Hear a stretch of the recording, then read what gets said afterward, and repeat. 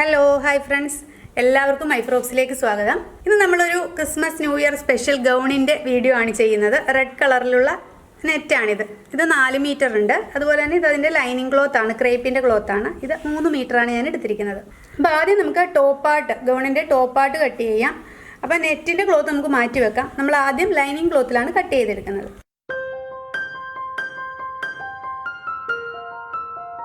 അപ്പോൾ നമ്മളിവിടെ തയ്ക്കുന്ന ഗൗണിൻ്റെ മെഷർമെൻറ്റ് ഞാനൊന്ന് പറയാം. അതിൻ്റെ ടോട്ടൽ ലെങ്ത് എന്ന് പറയുന്നത് 52 ഇഞ്ചാണ്. അതായത് ഷോൾഡർ തൊട്ട് താഴെ വരെയുള്ള ലെങ്ത്. ഓക്കെ. അതുപോലെ ചെസ്റ്റ് സൈസ് വരുന്നത് 36 ഇഞ്ചാണ്. ഞാനിവിടെ ഒരു 15-16 ആ ഏജിലുള്ള കുട്ടിയുടെ അളവിലാണ് തയ്ക്കുന്നത്. അപ്പം 36 ചെസ്റ്റ് സൈസ് വരുന്ന ആർക്കും ഇത് ഇടാൻ പറ്റും കേട്ടോ. കാരണം ഏജ് നോക്കണ്ട, നമ്മുടെ സൈസ് അനുസരിച്ചിട്ട് നമുക്ക് മെഷർ ചെയ്യാൻ പറ്റും. അപ്പം ഞാനിവിടെ ടോപ്പ് പാർട്ടിനായിട്ട് 15 ഇഞ്ചാണ് എനിക്ക് ലെങ്ത് വേണ്ടത്. ഓക്കെ. അപ്പോൾ ബാക്കി സ്കേർട്ടിൻ്റെ ലെങ്താണ് വരുന്നത് 52 ഇഞ്ചിൽ. ടോപ്പിന് നമുക്ക് വേണ്ടത് 15 ഇഞ്ചാണ്. അപ്പോൾ 15 ഇഞ്ചിന് ഞാനിവിടെ തയ്യൽ തുമ്പടക്കം 16 ഇഞ്ച് നീളത്തിലാണ് ക്ലോത്ത് മുറിച്ചെടുത്തിരിക്കുന്നത്. ഓക്കെ. 16 ഇഞ്ച് നീളത്തിലാണ് ഈ ക്ലോത്ത് മുറിച്ചെടുത്തിരിക്കുന്നത്. അതുപോലെ തന്നെ ചെസ്റ്റിൻ്റെ സൈസ് 36 ഇഞ്ചെന്ന് ഞാൻ പറഞ്ഞല്ലോ. അപ്പോൾ ഒരു പീസിന് വന്നിട്ട് 18 ഇഞ്ചാണ് വേണ്ടത് അല്ലേ. ഇവിടെ 2 പീസുണ്ട് കേട്ടോ, ഫ്രണ്ടും ബാക്കുമായിട്ട്. അപ്പോൾ ആ 18 ഇഞ്ചിൻ്റെ കൂടെ കണ്ടോ, 18 ഇഞ്ചിൻ്റെ കൂടെ 21 ഇഞ്ചാണ് ഇവിടെ നമുക്ക് തുണിയുള്ളത്. അതായത് 3 ഇഞ്ച് അധികമുണ്ട്. 1.5 വീതം 2 സൈഡിൽ നമുക്ക് തയ്യൽ തുമ്പ് കൊടുക്കാനാണ് ഈ 3 ഇഞ്ച്. അങ്ങനെ 21 ഇഞ്ച് വിഡ്ത്തിലാണ് ഒരു പീസിൻ്റെയാണ് പറയുന്നത്. ഓക്കെ. നമ്മൾ ടോപ്പിന് വേണ്ടിയിട്ടുള്ള ക്ലോത്ത് എടുത്തിരിക്കുന്നത്. അപ്പോൾ ഈ സെയിം മെഷർമെൻറ്റിൽ തന്നെ നമ്മൾ നെറ്റ് ക്ലോത്തും കട്ട് ചെയ്തെടുക്കുക. ഇതിൻ്റെ മുകളിൽ വെക്കുന്ന നെറ്റ് ക്ലോത്തും കട്ട് ചെയ്തെടുക്കുക. ഇനി നമുക്ക് മെഷർമെൻറ്റ് ഇതിൽ മാർക്ക് ചെയ്ത് പോവാം. അപ്പോൾ അതായത് നമ്മൾ തുണി ലെങ്ത് വൈസ് ഇട്ടിട്ടുണ്ട്. ഓക്കെ. അതായത് 16 ഇഞ്ച് ലെങ്തിൽ വരുന്ന നമുക്ക് കട്ട് ചെയ്യാൻ വേണ്ടി എളുപ്പത്തിനാണ്. കണ്ടോ, ഇതാണ് ലെങ്ത് വൈസ് ഇട്ടിട്ടുണ്ട്. എന്നിട്ട് ഈ ക്ലോത്തിനെ ഞാൻ വീണ്ടും ഒന്നുകൂടി ഇങ്ങനെ മടക്കിയിട്ടുണ്ട്. നമ്മൾ നോർമൽ കട്ട് ചെയ്യുന്ന പോലെ തന്നെ. ഓക്കെ. ഇങ്ങനെ ഒന്നുകൂടി മടക്കി എടുത്തിട്ടുണ്ട്. അപ്പോൾ നമ്മുടെ അടുത്തായിട്ട് കട്ട് ചെയ്യാത്ത പോർഷൻ വരും. ഈ ഭാഗം മുറിഞ്ഞു കിടക്കുന്ന പോർഷൻ വരും. ഓക്കെ. ഇനി നമുക്കിവിടെ ഷോൾഡറും ഒക്കെ മാർക്ക് ചെയ്യാം. ഇവിടെ ഷോൾഡർ ഞാൻ എടുക്കുന്നത് 6.25 ഇഞ്ചാണ്. 13.5 ഇഞ്ചാണ് ഷോൾഡർ വരുന്നത്. അപ്പം ഷോൾഡറിൻ്റെ ഹാഫ് 6.25 ഇഞ്ച് എടുക്കുന്നു. അതുപോലെ കഴുത്തിൻ്റെ അകലം ഞാനിവിടെ ഒരു 3.25 ഇഞ്ചാണ് എടുക്കുന്നത്. അപ്പോൾ സ്റ്റിച്ച് ചെയ്ത് കഴിയുമ്പോൾ 3.5 ഇഞ്ച് കിട്ടും.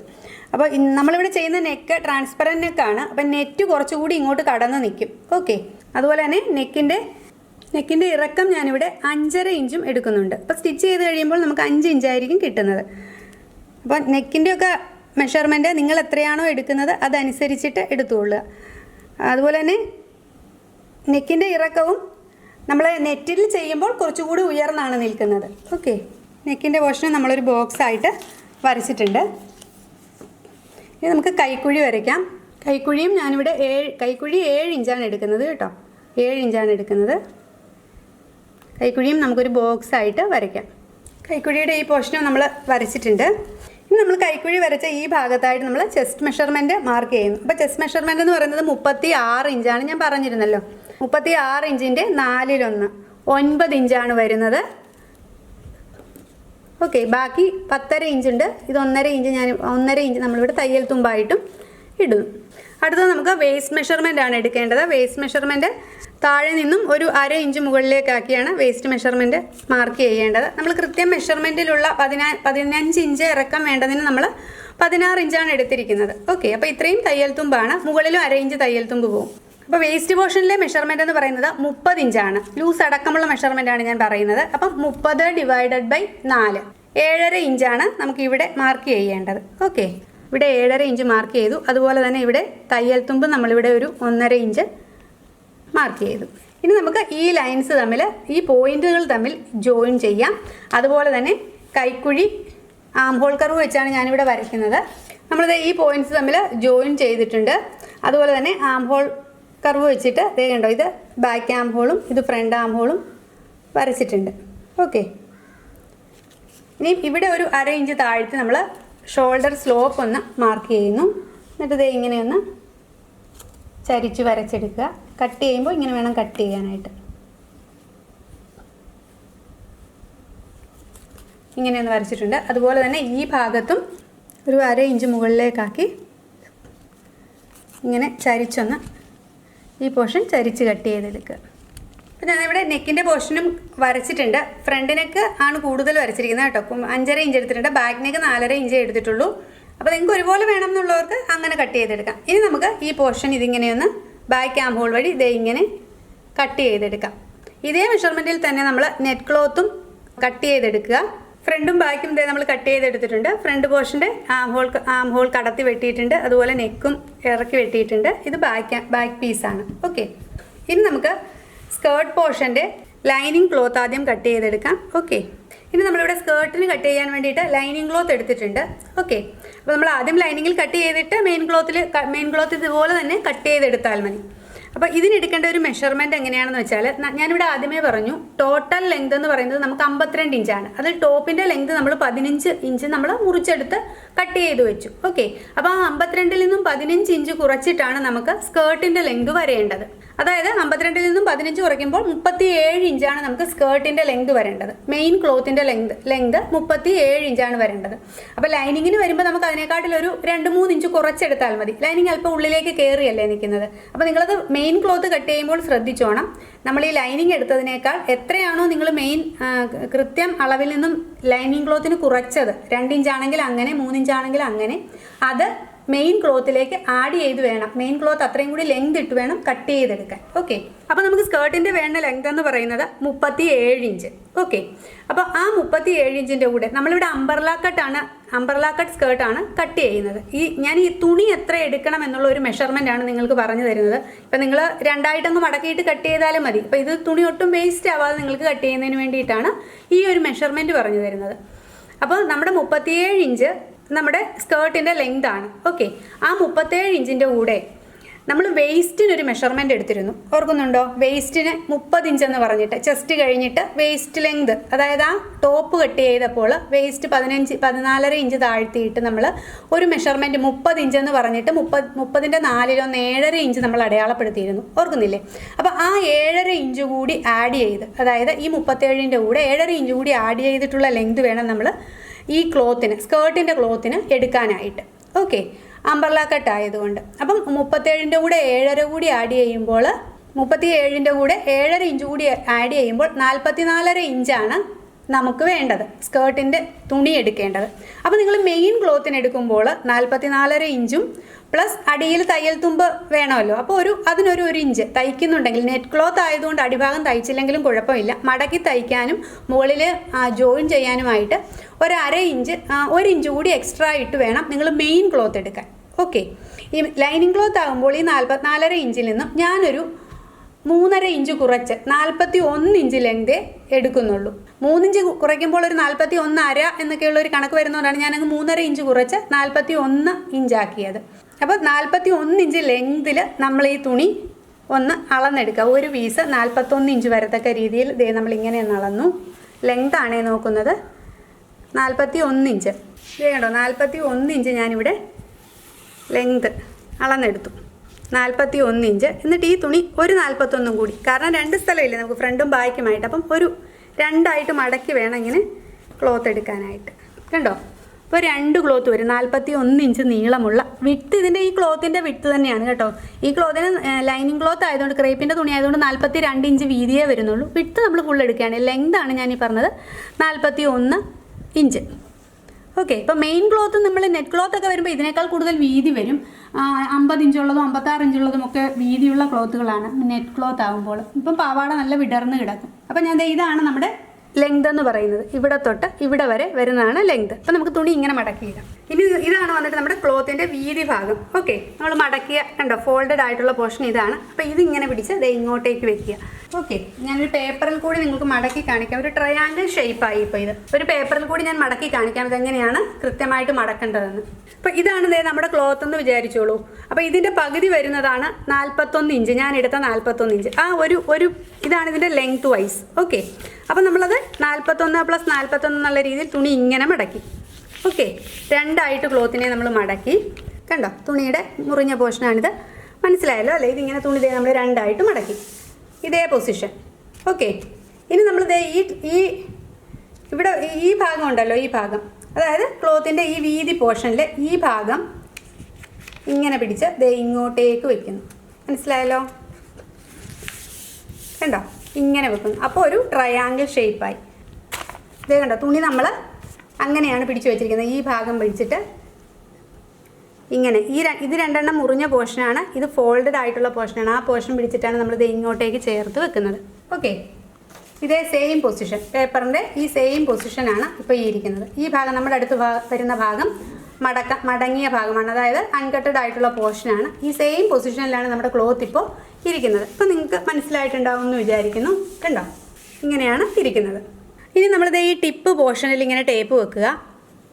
ഓക്കെ, ടിപ്പ് പോർഷനിൽ ടേപ്പ് വെച്ച ശേഷം നമ്മൾ ആ വേസ്റ്റിൻ്റെ മെഷർമെൻറ്റ് എടുത്തില്ലായിരുന്നോ, 7.5 ഇഞ്ച് എന്നുള്ള ഒരു കണക്ക്, 4/4 വേസ്റ്റിൻ്റെ 4/1 7.5 ഇഞ്ച്. ഓക്കെ, ആ 7.5 ഇഞ്ച് നമ്മളിത് ഇങ്ങനെ ഇവിടെ ടിപ്പിൽ ഈ ടേപ്പ് ഇങ്ങനെ വെച്ചതിന് ശേഷം ഈ 7.5 ഇഞ്ച് ഇങ്ങനെ കൃത്യമായിട്ട് മാർക്ക് ചെയ്ത് പോവുക. അപ്പോൾ ഒരു കാര്യം ശ്രദ്ധിക്കണം കേട്ടോ, കൃത്യം 7.5 ഇഞ്ച് അല്ല, നിങ്ങളൊരു 8 ഇഞ്ച് മാർക്ക് ചെയ്ത് പോവുക. കാരണം നമ്മൾ തയ്യൽ തുമ്പ് ഒരു 1.5 ഇഞ്ച് അവിടെ എക്സ്ട്രാ കൊടുത്തിരുന്നു ഇല്ലേ ടോപ്പ് പോർഷനിൽ. അപ്പോൾ ആ തയ്യൽ തുമ്പിനും കൂടി ഈ സ്കേർട്ടിൻ്റെ പോർഷൻ വരാൻ വേണ്ടിയിട്ട് ഒരു 1/2 ഇഞ്ച് കൂടി എക്സ്ട്രാ ആയിട്ട് 8 ഇഞ്ച് വെച്ച് നിങ്ങളൊന്ന് മാർക്ക് ചെയ്ത് പോവുക. ഇത് ഇങ്ങനെ വെച്ചിട്ട് കൃത്യമായിട്ട് റൗണ്ടായിട്ട് മാർക്ക് ചെയ്ത് പോവുക കേട്ടോ. ഇതുപോലെ നമ്മൾ റൗണ്ടായിട്ട് മാർക്ക് ചെയ്തെടുത്തിട്ടുണ്ട്. ഇനി ഇതുപോലെ തന്നെ ഇതിൻ്റെ താഴത്തെ ഭാഗം, ഓക്കെ, നമുക്ക് വേണ്ട ലെങ്ത് എത്രയായിരുന്നു നമ്മൾ കാൽക്കുലേറ്റ് ചെയ്ത് വെച്ചിട്ടുണ്ടല്ലോ. അപ്പോൾ നമ്മൾ മെയിൻ ക്ലോത്തിന് 37 ഇഞ്ചാണ് പറഞ്ഞിരുന്നത്, ഓർക്കുന്നുണ്ടല്ലോ അല്ലേ. അപ്പോൾ ഇതിന് വരുമ്പോൾ ഒരു 3 ഇഞ്ച് കുറച്ചിട്ട് അപ്പോൾ ഈ നമ്മുടെ ലൈനിങ് ക്ലോത്തിൽ നമ്മളൊരു 3.5 4 ഇഞ്ച് കുറച്ച് വേണം മാർക്ക് ചെയ്യാൻ. ലൈനിങ് ക്ലോത്ത് കയറിയല്ലേ ഇരിക്കേണ്ടത്, അതുകൊണ്ട്. അപ്പോൾ നമ്മളിത് ഈ വരച്ച ലൈനിൽ വെച്ചിട്ട് ഇവിടെ നിന്നും ഞാനിത് 33 ഇഞ്ച് വീതം 33, ഞാനിതിൻ്റെ ഫുൾ എടുക്കുകയാണ്, 33.5 കിട്ടുന്നത്. അപ്പം 33.5 ഇഞ്ച് വെച്ച് ഇങ്ങനെ റൗണ്ടായിട്ട് ഇതും മാർക്ക് ചെയ്ത് പോവുകയാണ്. ദേ ഇവിടെയാണ് നമ്മൾ ഈ വരച്ച ഇവിടെയാണ് വെച്ചിരിക്കുന്നത് കേട്ടോ, അത് ശ്രദ്ധിച്ചോളൂ. ഇങ്ങനെ 33.5 ഇഞ്ച് എന്നുള്ളത് ഇതേപോലെ തന്നെ ടേപ്പ് ഇങ്ങനെ വെച്ച് റൗണ്ടായിട്ട് നമ്മൾ മാർക്ക് ചെയ്തെടുക്കുക. ഇതുപോലെ തന്നെ നമ്മൾ മെയിൻ ക്ലോത്തും മാർക്ക് ചെയ്യുക. മെയിൻ ക്ലോത്ത് എടുക്കുമ്പോൾ ലെങ്തിൻ്റെ കാര്യം മാത്രം നിങ്ങൾ ശ്രദ്ധിച്ചോളുക. ഞാൻ നേരത്തെ പറഞ്ഞിരുന്നല്ലോ, കറക്റ്റ് ലെങ്ത് തന്നെ എടുക്കാൻ ശ്രദ്ധിക്കുക. ലൈനിങ് ക്ലോത്തിനേക്കാൾ കൂടുതലായിരിക്കണമല്ലോ ലെങ്ത്. ഇതുപോലെ റൗണ്ടായിട്ട് മാർക്ക് ചെയ്തതിന് ശേഷം നമുക്ക് റൗണ്ടായിട്ട് കട്ട് ചെയ്തെടുക്കാം. കട്ട് ചെയ്യുമ്പോൾ ആദ്യം നമ്മൾ താഴത്തെ ഭാഗം ഇങ്ങനെ റൗണ്ടായിട്ട് ഇങ്ങനെ വരച്ച് കട്ട് ചെയ്യുക. അതിനുശേഷം മുകൾ ഭാഗം കട്ട് ചെയ്യുക.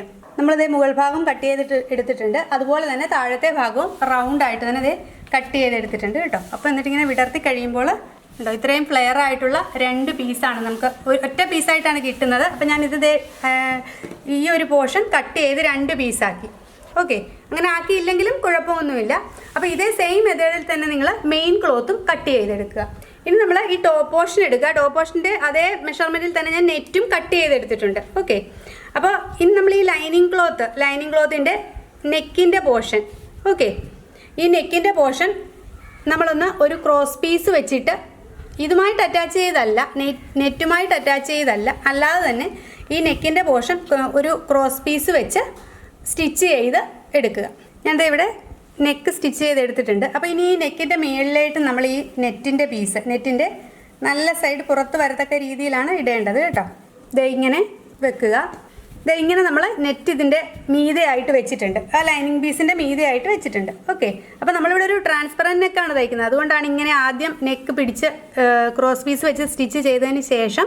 അപ്പോൾ ഇത് നമ്മൾ അത്രയും ലെങ്തിലല്ല നെറ്റിൻ്റെ പീസ് കട്ട് ചെയ്യുന്നത്. അപ്പോൾ ഇനി ശ്രദ്ധിക്കേണ്ട കാര്യം, നമ്മളിത് കൃത്യം സെൻറ്ററിലായിട്ട് തന്നെ ഈ ക്ലോത്തിൻ്റെ സെൻറ്ററിൽ ഞാനൊരു നോച്ച് കൊടുത്തിട്ടുണ്ട് ലൈനിങ് ക്ലോത്തിൻ്റെ. അതുപോലെ തന്നെ ഈ നമ്മുടെ നെറ്റ് ക്ലോത്തും കൃത്യം സെൻറ്ററിലായിട്ട് തന്നെ കൃത്യമായിട്ട് തന്നെ പിടിച്ചു വയ്ക്കുക. ഓക്കെ, അങ്ങോട്ടും ഇങ്ങോട്ടും മാറിപ്പോരുത്.